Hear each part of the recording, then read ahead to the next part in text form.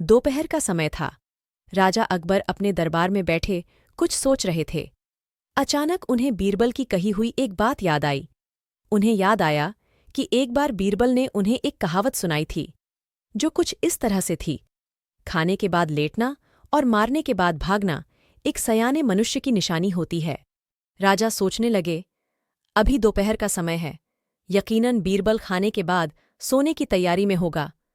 चलो, आज उसकी बात को गलत साबित किया जाए। यह सोचकर उन्होंने एक सेवक को आदेश दिया कि इसी वक्त बीरबल को दरबार में उपस्थित होने का संदेश दिया जाए। बीरबल अभी खाना खाकर बैठे ही थे कि सेवक राजा का आदेश लेकर बीरबल के पास पहुंचा। बीरबल आदेश के पीछे छिपे राजा की मंशा भली भांति समझ गए। उन्होंने सेवक से कहा, तुम थोड़ी देर रुको, मैं कपड़े बदलकर तुम्हारे साथ ही चलता हूं।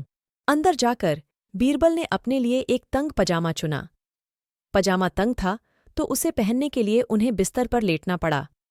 पजामे को पहनने का बहाना कर वे थोड़ी देर बिस्तर पर ही लेटे रहे और फिर सेवक के साथ दरबार की ओर चल दिए। दरबार में राजा बीरबल की ही राह देख रहे थे। उनके वहां पहुंचते ही राजा ने पूछा, क्यों बीरबल, आज खाने के बाद लेटे थे या नहीं? बीरबल ने जवाब दिया, जी महाराज, जरूर लेटा था। यह सुनकर राजा को बहुत गुस्सा आया। उन्होंने बीरबल से पूछा, इसका मतलब यह है कि तुमने मेरे आदेश का असम्मान किया। तुम उसी समय मेरे सामने क्यों उपस्थित नहीं हुए? इसके लिए मैं तुम्हें सजा देता हूं। बीरबल ने तुरंत जवाब दिया, महाराज, ये सच है कि मैं थोड़ी देर लेटा था, लेकिन मैंने आपके आदेश की अवहेलना नहीं की है।